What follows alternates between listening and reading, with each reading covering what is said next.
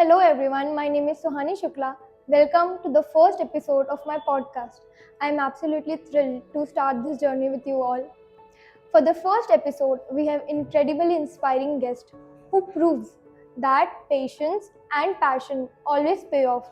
She is none other than Hitali Jagwani ma'am, the winner of KBC 2024 season 16, and she is also a brilliant teacher who makes students fall in love with maths through games, music, and pure joy. Please welcome the fun-loving, the amazing KBC winner Hitali Jagwani ma'am. Welcome ma'am. Thank you so much Suhani. आप कैसे हो? मैं बहुत अच्छी हूँ। How are you feeling today? I'm feeling good. Okay. One more chance of interacting with people through you. Thank you so much for inviting me. And I'm very glad कि आप आए podcast पे because आपने trust किया as it is my first podcast. So for that. Pleasure, absolutely. And I love to see young people growing and doing well in their life. So thank you so much for having me here. Welcome. And आप हम जैसे young students के लिए आप बहुत inspiring हो because 24 years क्या कोई पेशेंस रख सकता है? उन्होंने 24 इयर्स ट्राई किया है केबीसी के लिए and then finally she one.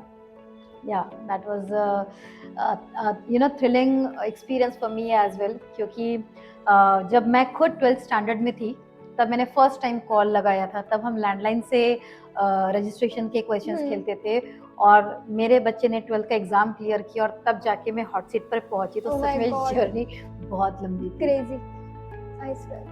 तो मेरा फर्स्ट क्वेश्चन यही होगा आपसे कि हाउ वाज दैट फीलिंग जब आप केबीसी में गए?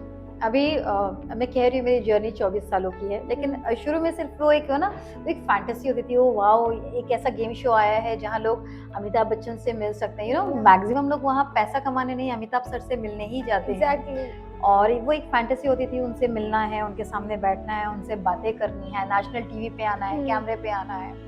तो शुरू में जो था वो मोटिवेशन यही था. पर ग्रेजुअली जब वो जैसे जैसे वो गेम शो आगे बढ़ा और जिस तरीके से वो गेम शो चलने लगा, इतना पॉपुलर होने लगा और ऐसा लग रहा था कि वहाँ पहुँचने के बाद इंसान की जो अपनी एक आइडेंटिटी बन जाती है, उसके बाद मेरा मोटिवेशन और स्ट्रॉन्ग हो गया. मैं बहुत ट्राई करती रही. 2016 ऑनवर्ड्स मुझे सेकेंड राउंड के भी कॉल आए. मतलब 2016 के पहले मुझे कभी सेकेंड राउंड का कॉल नहीं आया. 2016 के बाद मुझे 2 से 3 बार सेकेंड राउंड के कॉल आए, लेकिन थर्ड राउंड के लिए मैं कभी नहीं पहुंच पाई. 2023 में मैं थर्ड राउंड के लिए भी चूज हुई थी और मैं मुंबई गई थी जीके टेस्ट और ऑडिशन के लिए. बट अनफॉर्चुनेटली मेरा जीके टेस्ट क्लियर नहीं हुआ. आई वाज सो डिसहार्टेंड कि इतने सालों से ट्राई करने के बाद आज यहाँ तक आई और यहाँ से भी चली गई.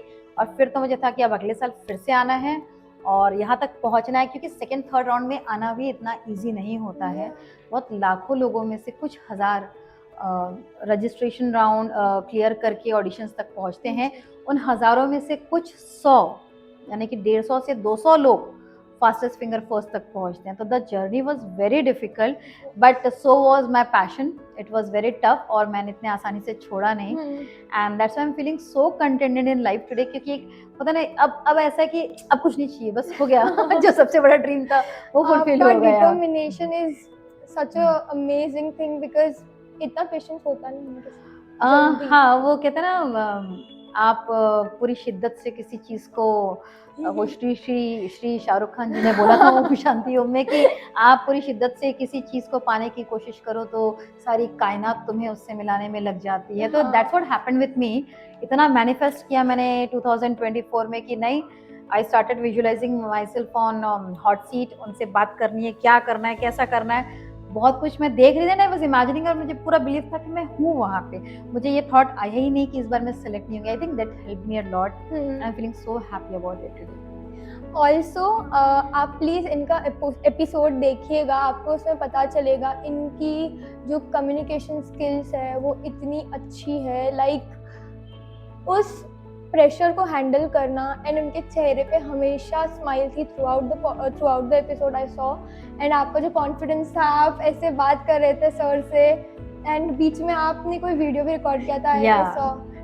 तो जाने से पहले एक्चुअली हाँ, जैसे ही हम लोग सिलेक्ट होते हैं यहाँ तक पहुँचने के लिए, हमें जब कॉल आता है शूटिंग के 15-20 दिन पहले, तो हर कंटेस्टेंट के पीछे उनका एक क्रिएटिव हेड का बंदा होता है ओके। जो आपके साथ पूरा डिस्कस करता है कि टीवी पे क्या आएगा। इट्स लाइक आपका डायलॉग और ये सब स्क्रिप्टेड नहीं होता है, बट आपका पूरा जर्नी वो समझते हैं और वो समझते हैं कि कौन सा पार्ट उन्हें टीवी पे दिखाना है गेम के थ्रू। तो मैंने उनसे रिक्वेस्ट किया था कि मुझे बहुत शौक है इंस्टा पे रील्स बनाने का, और मेरे हस्बैंड बहुत एंटी सोशल मीडिया एलिमेंट है, और 2024 तक वो सारे अकाउंट से ब्लॉक थे एक्चुअली।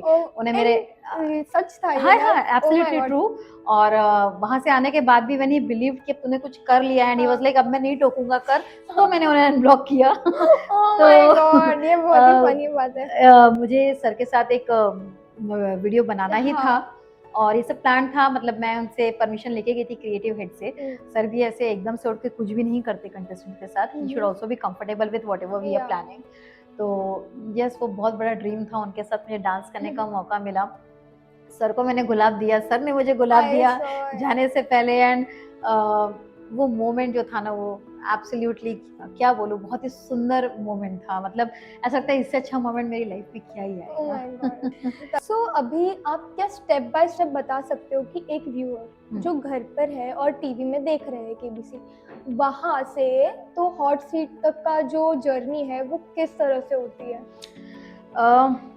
हम लोग जब घर पे केबीसी देख रहे होते हैं तो एक बहुत रहता है, इजी रहता है, अरे ये तो मुझे आता था, ये बता नहीं पाया, अरे कितना सोच रहा है इस क्वेश्चन को।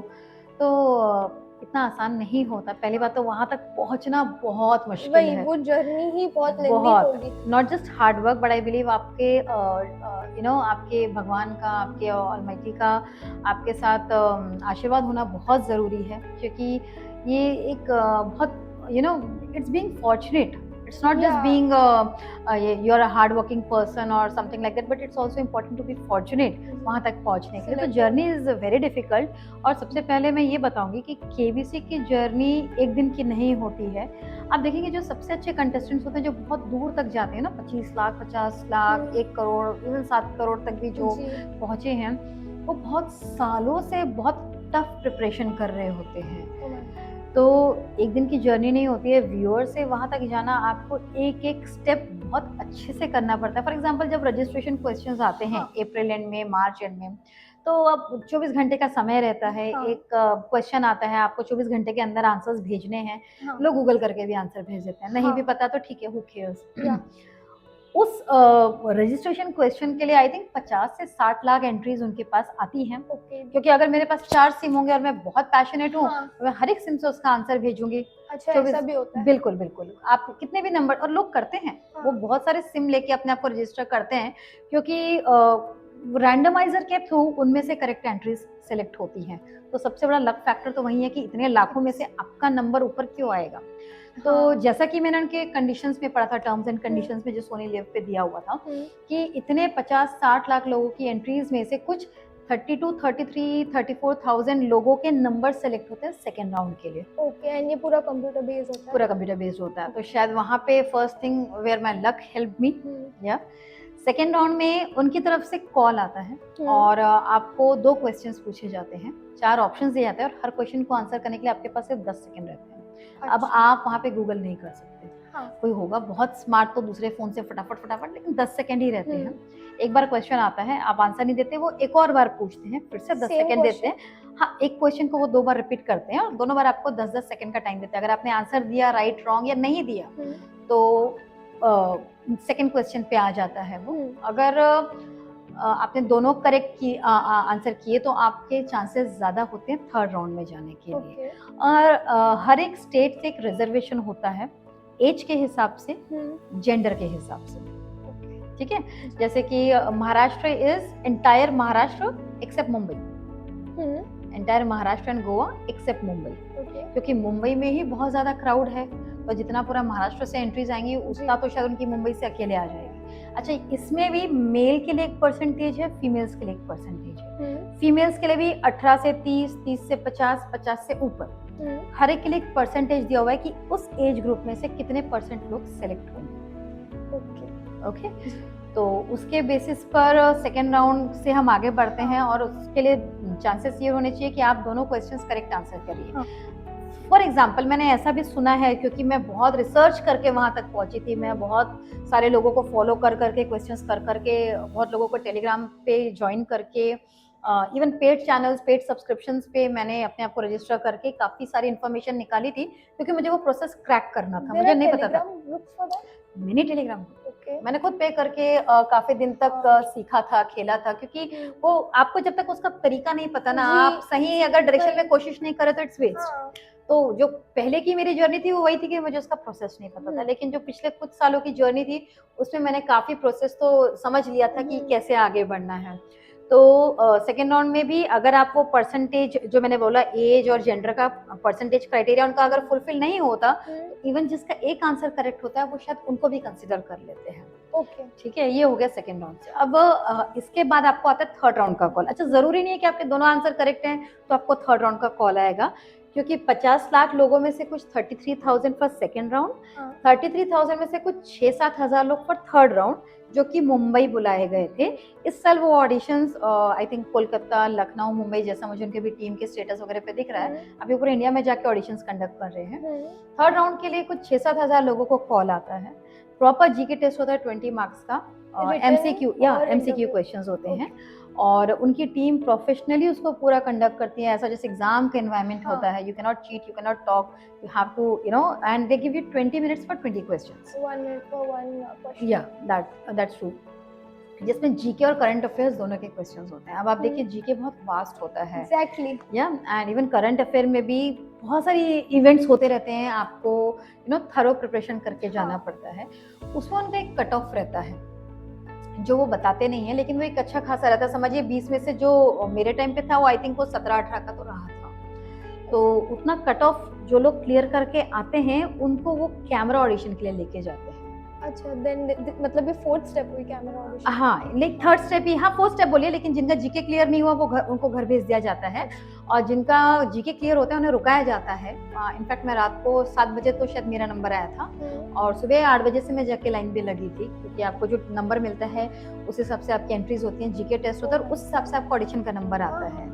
तो ऑडिशन पे उनका पूरा एक टीम रहता है, 3 से 4 लोगों का, और एक कैमरामैन रहता है। वो ऑडिशन में आप क्या बोल रहे हो उससे कहीं ज्यादा इंपॉर्टेंट ये भी होता है कि आप कैसे बोल रहे हो। They check you, are you going to give them a good TRP, आप अमिताभ सर के सामने बैठ पाओगे, टिक पाओगे, फेस कर पाओगे, ही इज बिग बी, वहाँ कौन कैमरे पे कितना प्रेजेंटेबल है, that matters. Exactly, it does, क्योंकि उन्हें तो टीआरपी चाहिए। बिल्कुल बिल्कुल, उनका तो actually KBC is not just a show off quiz and money, it's basically a game show for TRP. वहाँ पे आप देखिए ना लोगों की स्टोरीज और ये सब चीजें ज्यादा अटेंशन बटोरती हैं। या तो मेरा ऑलमोस्ट आधा घंटा चला था ऑडिशन, काफी क्वेश्चंस उन्होंने पूछे पर्सनल लाइफ के, प्रोफेशनल लाइफ के। They keep on checking you, पूछते जाते हैं कि आप कितना इम्प्रॉम्प्टू आंसर दे सकते हो, कितना अच्छे से उन्हें फेस कर सकते हो, कितना एंटरटेन कर सकते हो। और फिर वो वहाँ पे भी कैमरे के सामने आपसे 5 से 6 क्वेश्चंस पूछते हैं जीके के। अच्छा। उनके पास अच्छा खासा एक बुकलेट रहता है, वो कहीं से भी 6 क्वेश्चन हर किसी से पूछते हैं। फॉर्चुनेटली 6 में से 5 क्वेश्चन मेरे वहाँ पे भी करेक्ट थे, और ऑडिशन मेरा बहुत अच्छा गया। I think I was there in the room for almost 25 minutes, which was a long time. काफ़ी अच्छा इंट्रैक्शन था। तो मुझे जैसे बाहर से पता पड़ा कि 15-20 मिनट से ऊपर गया है ऑडिशन, तो क्वाइट पॉसिबल कि आप सेलेक्ट हो गए। तो आई वॉज वेरी होपफुल। ये मैंने 25 मई 2024 में मैं ऑडिशन देके आई थी मुंबई में, और उसके बाद आई वॉज प्रिपेयरिंग। अच्छा, वो करने के बाद भी कोई गारंटी नहीं है कि आप सिलेक्ट हो गए, क्योंकि अब वो 6-7 हजार लोगों में से सिर्फ 150 से 200 लोगों को कॉल आता है। Okay, which is not even 10%, not even I should say 5%, बहुत कम हो गया। तो ऑडिशन अच्छा जाने की वजह से मैं काफ़ी होपफुल थी, और जैसे मैंने बताया कि इस बार मैंने बहुत स्ट्रॉन्ग मैनिफेस्टेशंस किए थे कि I am sitting on the hot seat, I am enjoying the moment of my life, और मैं इस साल करूँगी, क्योंकि र्यूमर्स काफ़ी सालों से हैं कि एबी सर केबीसी छोड़ रहे हैं। व्हाट? या देन उनके हेल्थ इश्यूज की वजह से, और मैंने देखा भी वो उतने थे उन्हें कुछ इश्यूज। तो इस साल की KBC, what about this year? It's already, the journey has already started, process has already started, registrations और auditions already चालू है, लेकिन ये काफी सालों से चल रहा है कि शायद वो रिटायर हो जाएंगे। बट वो नहीं हो रहे हैं ना? नहीं हो रहे। That's a good news. और भी लोगों की किस्मत में है शायद उनसे मिलना। हाँ, और मेरे लिए वो था कि अगर वो रिटायर हो गए तो फिर तो मुझे नहीं जाना केबीसी में, क्योंकि नो केबीसी विदाउट एबी। हाँ। तो that was in my mind. तो मैंने बहुत स्ट्रांगली मैनिफेस्ट किया था कि इस साल तो जाना ही है मुझे। और जब मैं 25 मई के बाद वापस आई तो आई वाज वेरी होपफुल कि मेरा ऑडिशन काफ़ी अच्छा गया है, तो for sure I am going to get a call. आने के बाद मैंने इमीडिएटली अपनी प्रिपरेशन स्टार्ट कर दी। मेरा नेक्स्ट क्वेश्चन उसी रिगार्डिंग है दैट जनरल नॉलेज में भी सब टॉपिक्स Yeah. बहुत सारे डिफरेंट होते हैं। बायोलॉजी अलग होता है, मैथ्स अलग होता है, एंड मैंने आपका एपिसोड देखा उसमें डिफरेंट सब्जेक्ट से आपसे क्वेश्चन पूछे थे। Yeah. सो आपने प्रिपरेशन कैसे की थी? तो मैंने आपको शुरू में वही बताया सुहानी कि केबीसी की प्रिपरेशन एक दिन में नहीं होती, आपको सालों तक प्रिपेयर करना पड़ता है। हाँ, एंड अपार्ट फ्रॉम दैट आप जो पढ़ रहे हो ना, इट्स नॉट जस्ट इन्फॉर्मेशन, आपको उसको थोड़ा डीप डाइव करके उसका नॉलेज अच्छे से लेना पड़ता है। कोई भी आप चीज़ पढ़ते हैं, कोई भी आप कॉन्टेक्स्ट में जाते हैं, कोई भी सब्जेक्ट में आप जाते हैं, तो ये क्यों है, कैसे है, क्या है, क्योंकि बहुत एप्लीकेशन बेस्ड क्वेश्चंस आते हैं अब केबीसी में, आपने देखा होगा। हाँ, बहुत इंटेंस प्रिपरेशन लगती है, और वो एक दिन की प्रिपरेशन नहीं है। आप कोई भी टॉपिक पढ़ते हैं, कोई भी सब्जेक्ट पढ़ते हैं, शुरू के 10,000 तक के क्वेश्चंस तो फिर भी लाइट होते हैं, जनरल होते हैं, लोग अटेम्प्ट कर पाते हैं इजीली। उसके बाद धीरे धीरे जैसे लेवल होता है, क्वेश्चंस चैलेंजिंग होते जाते हैं। देखा था तो उसका भी एक नैक है जो मैं यहाँ पे नहीं बताऊंगी, क्योंकि लोग उसके लिए प्रिपेयर हो जाएंगे। पर ये रहता है कि क्वेश्चन सबके लिए सेम नहीं होते, क्वेश्चंस कंटेस्टेंट्स के लिए कस्टमाइज होते हैं। आप बता सकते हैं रेफरेंस बुक, या कोई अगर प्रिपेयर कर रहा है केबीसी के लिए तो वो कैसे करे? मैंने तो जीके एंड करंट अफेयर्स नाम का एक ऐप था, उससे प्रिपेयर किया था। अच्छा। और बेसिक जनरल नॉलेज तो हम हर जगह से लेते ही हैं, काफ़ी सारी बुक्स आती हैं जो हम सालों से पढ़ते हैं। हिस्ट्री आप प्रिपेयर कर रहे हैं तो स्टेट बोर्ड की बुक्स अच्छी होती हैं, सीबीएसई की बुक्स अच्छी होती हैं, ग्रेड 4-5 ऑनवर्ड्स की जो बुक्स होती हैं वो आप पढ़ सकते हैं। लेकिन वो जो पढ़ रहे हैं ना, तो मैं वही कह रही हूँ, उसका वाई, वेयर, हाउ सब कुछ पढ़िए, डीप नॉलेज। या ये हुआ तो क्यों हुआ, कैसे हुआ, कौन इन्वॉल्व थे, directly indirectly, that is a good way to study. तो मैं जब वहाँ से आई, मैंने अपनी पढ़ाई शुरू कर दी। मैंने कुछ चैनल्स भी सब्सक्राइब कर लिए, लोगों को भी ज्वाइन किया टेलीग्राम में, because I was very hopeful कि मुझे कॉल आएगा। और मुझे 21 अगस्त को कॉल आया था। और मेरी जो जर्नी, यानी कि मेरी शूटिंग जो स्केड्यूल थी वो 5 सितंबर ऑनवर्ड्स स्केड्यूल थी। 3-4 शूटिंग डेट्स उन्होंने दी थी हमें। और ऐसा था कि आपके जो कंपेनियन जाएंगे साथ में, मैं और मेरे कंपेनियन यानी कि मेरे हस्बैंड और मेरे बेटा भी चला था। हम वो होटल से बाहर नहीं जा सकते थे। लाइक इट्स देयर रूल कि आप लोग वहाँ से मूव आउट नहीं कर सकते हैं। क्योंकि इन केस हम कहीं गए और किसी रीजन से कुछ प्रॉब्लम हो गया, तो वो शूटिंग तो नहीं रोक सकते ना, शूटिंग तो स्केड्यूल रहता है। उस बीच में मुझे कॉल आया, और उन 15 दिनों में मैं हार्डली कुछ प्रिपेयर कर पाई। I was only interacting with their team and preparing for my shoot. Okay. Yeah. But to study for KBC, it's like आपको बहुत thorough और बहुत long time तक prepare करते रहना चाहिए। आपने तो बहुत ईयर्स किया है। बहुत ईयर्स किया, मुझे अभी भी लगता है कुछ कमी रह गई और बेटर कर सकती हूँ, लेकिन मेरा एम था ही नहीं कि मैं 25-50 लाख 1 करोड़ जीतूं। वो इंटेंशन से मैं नहीं गई थी, मुझे वो मोमेंट जीना था, एवी सर के साथ रहना था। अच्छा किया। We all saw your episode, it was great. Thank you. मेरा नेक्स्ट क्वेश्चन यही है, जब आप गए हॉट सीट पर तो इतने लाखों लोगों में से किसी का सिलेक्शन होना इज अ बिग थिंग, तो आपने वो मेंटल प्रेशर कैसे हैंडल किया, कामनेस कैसे मेंटेन रखी?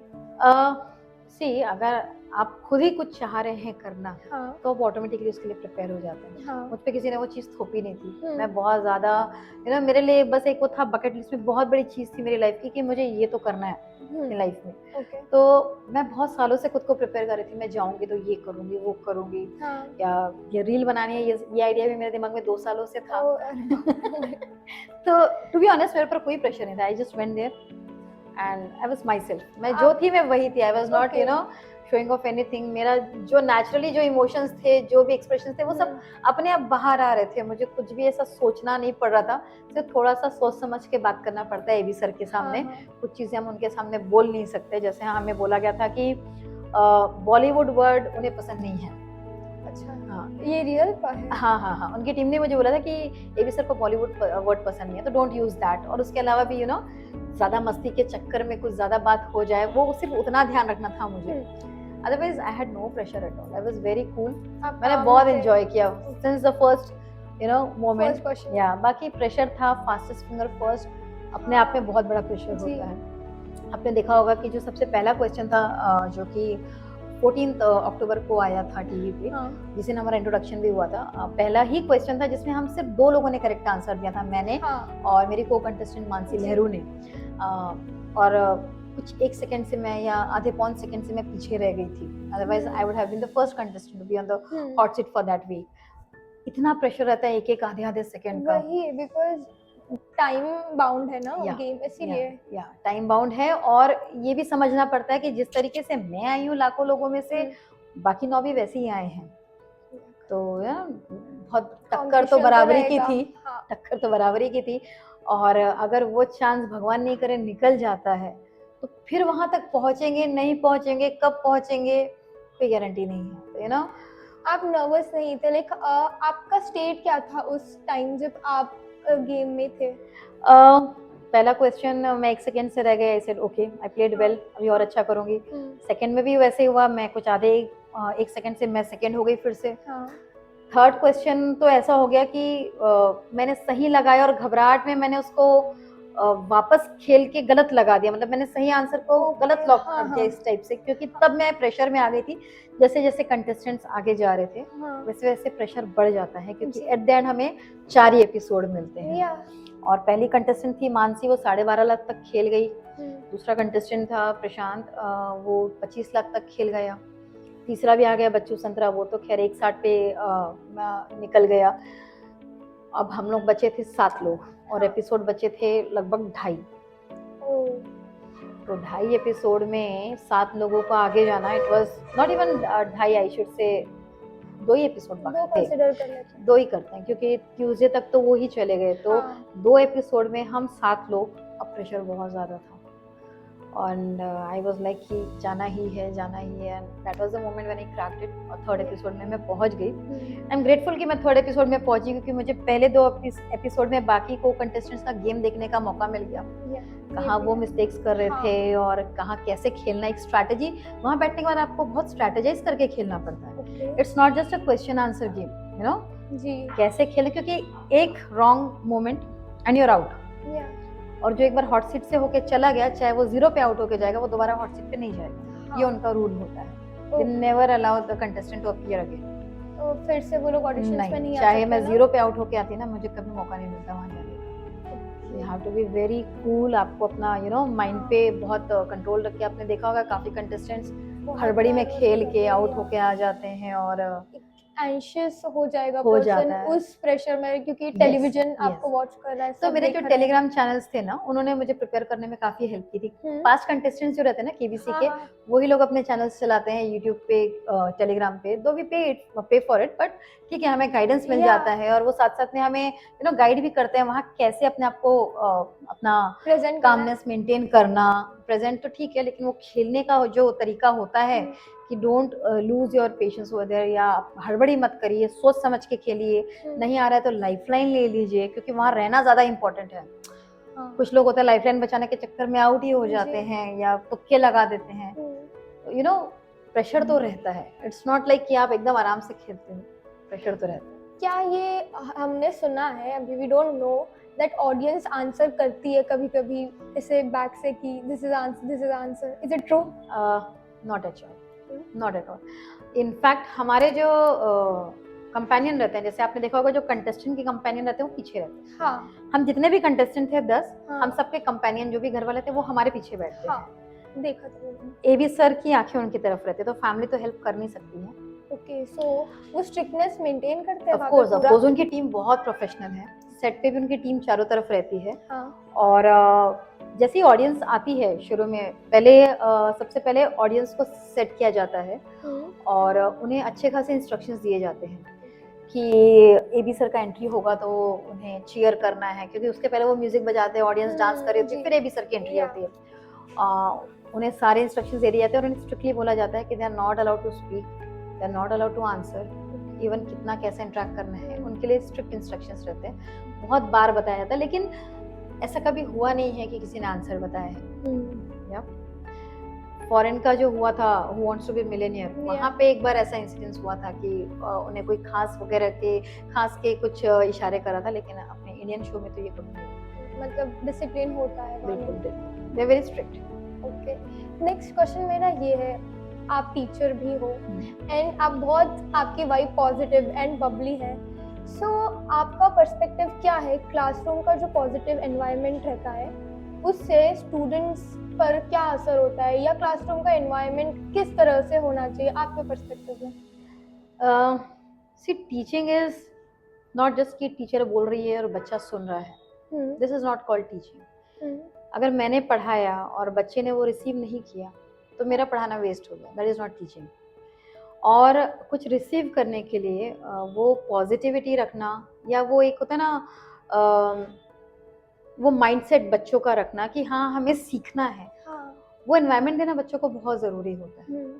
और जब हम उसको पॉजिटिव रखते हैं, लाइवली रखते हैं, जॉयस रखते हैं, उनके मन से कुछ फोबिया हो वो निकालते हैं, या उन्हें बोलते हैं कि ये करो, ये करने में मज़ा आएगा, तो वो रिसीवर भी उतना कीन हो जाता है उस चीज़ को लेने के लिए।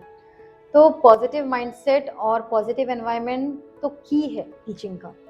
जब हम पहले पढ़ते थे तो इट वाज लाइक छड़ी वाले सिस्टम थे, सुनो नहीं तो डांट पड़ेगी, और इतने बच्चों में किसने पढ़ा किसने नहीं पढ़ा शायद तब बहुत ज़्यादा ध्यान नहीं दिया जाता था। अच्छा। पर अभी अपना education policy, education system in चीज़ों पे काफ़ी काम कर चुका है। अपने पेरेंट्स भी काफ़ी अवेयर हो चुके हैं, अपने टीचर्स में भी, जो आज की टीचर्स हैं उनमें भी वो चीज़ का काफ़ी अभी इम्पोर्टेंस देखने को मिलता है, क्योंकि at the end what is seen is the outcome, the result. तो उनके ऊपर भी वो काफ़ी प्रेशर होता है।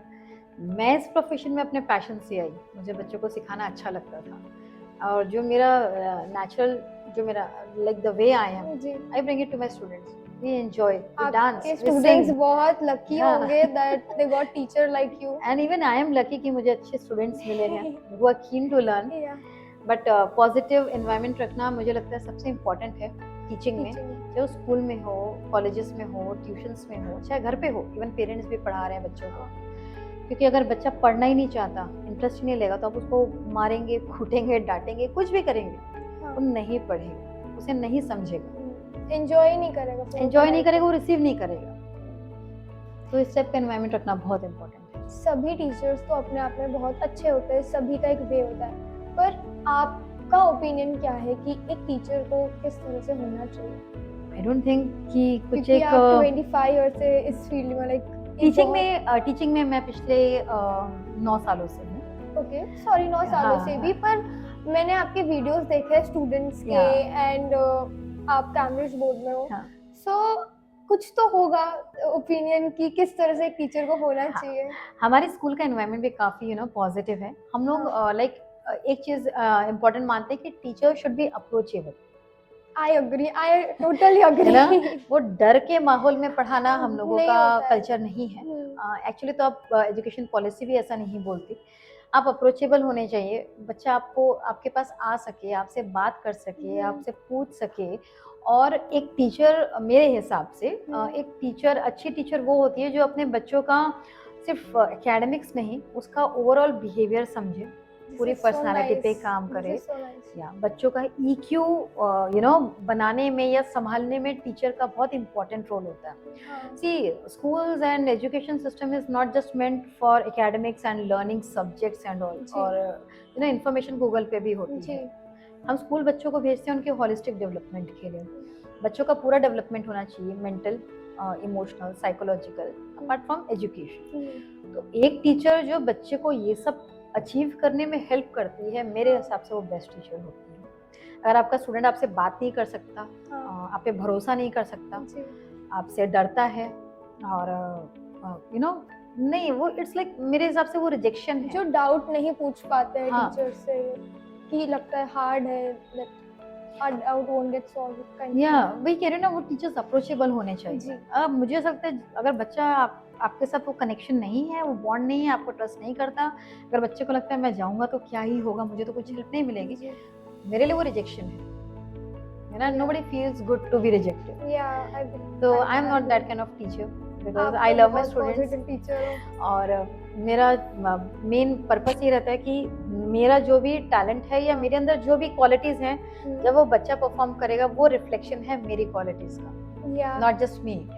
एंड दिस इज हाउ, जब मैं KBC से वापस आई तो एक थॉट आया मेरे माइंड में कि थोड़े साल के बाद लोग तो मुझे भूल जाएंगे और मेरे बाद और भी तो लोग आएंगे ना, मेरे शहर से भी आएंगे जो जाएंगे। हाँ। इनफैक्ट लास्ट ईयर अकोला एक से गए एक थे, और पर्सन CA से आई सीए, गए थे, हाँ, हाँ। मेरा ये थॉट था कि ये लेगेसी चलती रहनी चाहिए। हम्म, और मेरी फैमिली में तो किसी को इंटरेस्ट था नहीं आगे जाने के लिए, तो मैंने सोचा था कि एक ना एक स्टूडेंट को आगे पहुंचाना है। okay, हर किसी की डेस्टिनी है, मेरी वजह से कोई नहीं पहुंचेगा, लेकिन मैं जरिया जरूर बनूंगी, ये सोच के मैंने रखा था। एंड फॉर्चुनेटली 2025 में अगेन अक्टूबर में मेरा ही एक स्टूडेंट मेरे स्कूल का, रियांश राजपाल, oh my वो God, हॉट सीट तक पहुंचा। that's amazing. और उसने भी 7.5 लाख पॉइंट्स जीते। वो छोटा लाइक किड है, ग्रेड छोटा 6 का, बच्चा ग्रेड है, 6 का oh स्टूडेंट my है। God. And he is the first child from Akola जो हॉट सीट तक पहुंचा है। I would like to take podcast with him as या well. बिल्कुल बिल्कुल, बहुत ही इंस्पायरिंग बंदा है, बहुत ही अच्छा बच्चा है, बहुत पॉजिटिव बच्चा है, वो भी बहुत अच्छा खेल के Standard गया। का है, मतलब उसमें कितना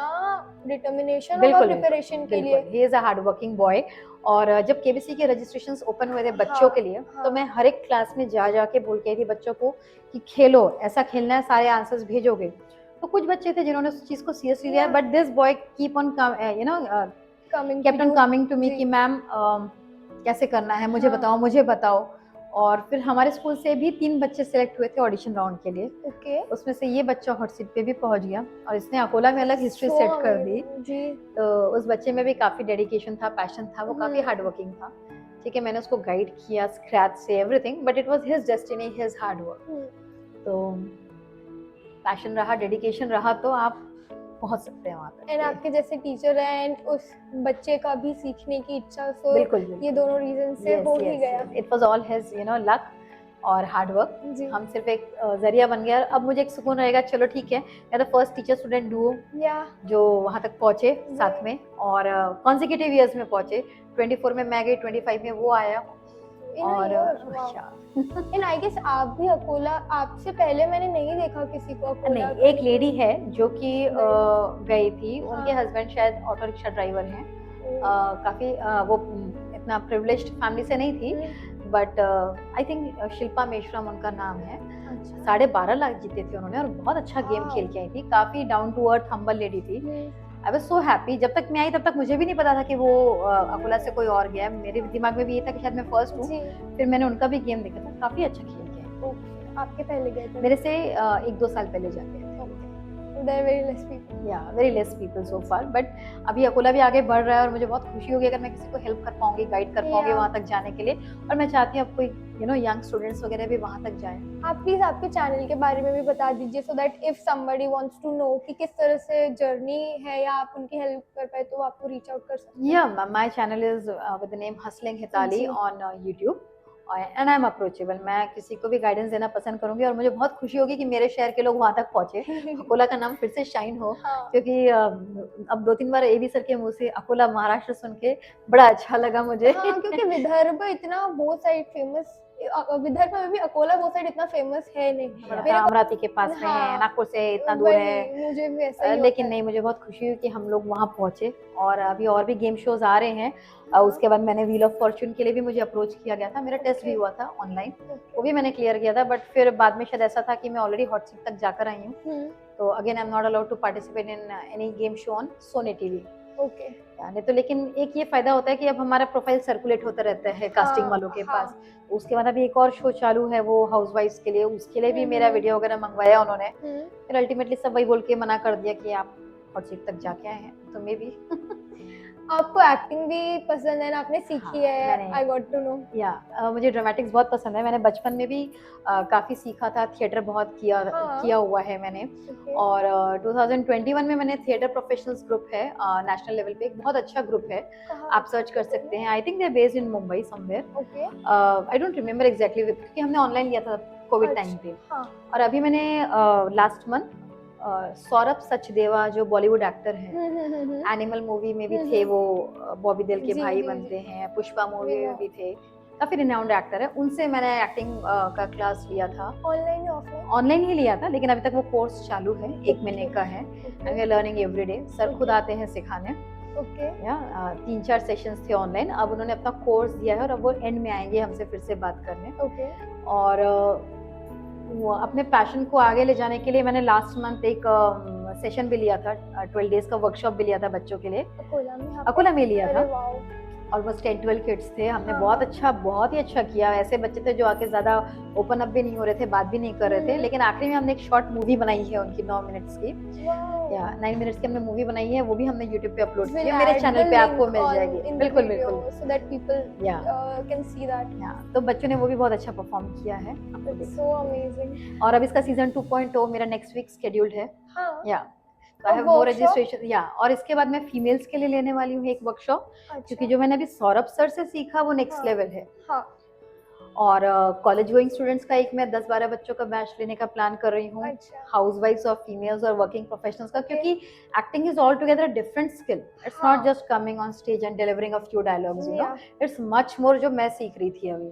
तो मेरा मन था कि अब मैंने इतना सीखा है इन्वेस्ट करके, तो अब मैं वो आगे अकोला में, यू नो, यहाँ से भी लोग आगे उठकर बाहर जाएंगे तो बहुत अच्छा लगेगा। एंड यहाँ जिनका वो पैशन होगा वो सीख भी पाएंगे, बिकॉज इतनी ज्यादा प्लेसेस नहीं है अकोला में नहीं। तो आप अगर आप सिखा पाओ then it will be great for them. तो अभी मेरे back to back workshops schedule है, एक एक करके भी आएंगे। एक टर्म है पॉलीमैथ। आप पॉलीमैथ हो, like polymath is someone who is good at everything, like आप जैक ऑफ ऑल ट्रेड्स। या वो फुल मुझे फ्रेज पसंद नहीं है। I am like it is jack of all trades and master of none कहते हैं, बट ठीक है आप मास्टर ऑफ सम भी तो हो सकते हैं ना।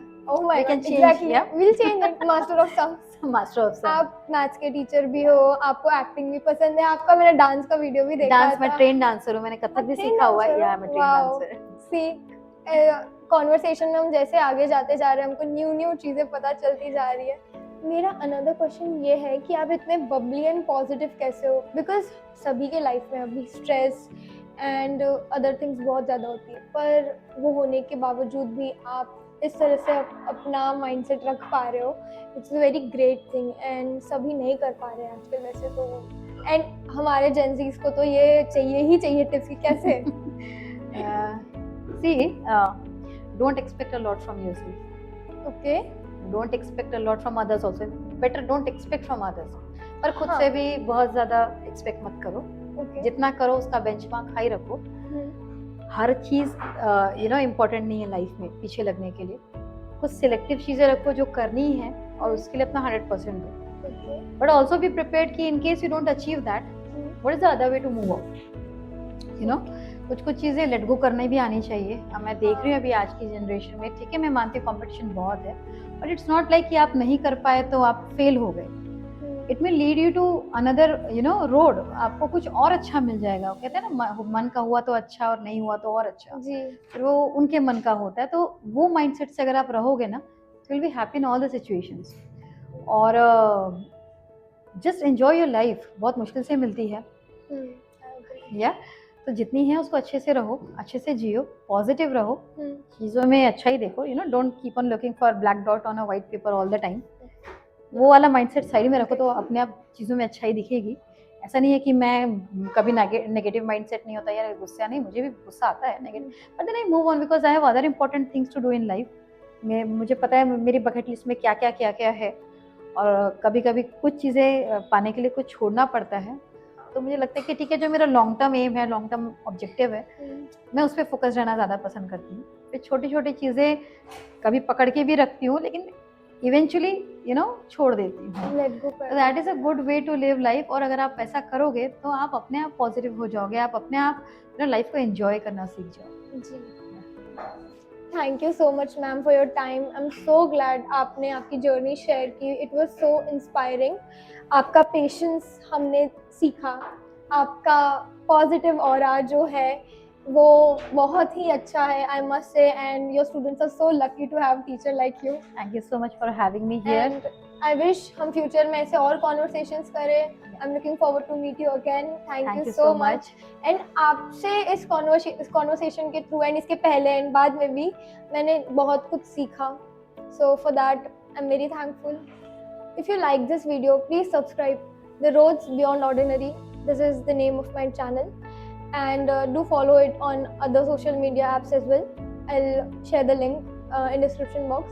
Also, special thanks to Kiosk Cafe for letting us record this podcast here. बहुत peaceful environment था, हम लोगों ने बहुत comfortably यहाँ record किया, so yeah, this was all about this podcast. Thank you so much. Thank you See so you. much. And stay tuned for next episode with another inspiring guest. It will be live on channel after some days. And also, I'll be mentioning ma'am's के सारे account and इनका भी podcast का एक channel है YouTube पर, so please follow that. आपको acting के बारे में, केबीसी के बारे में या इन जनरल भी सीखना हो तो आप उस अकाउंट से सीख सकते हैं. Thank you so much.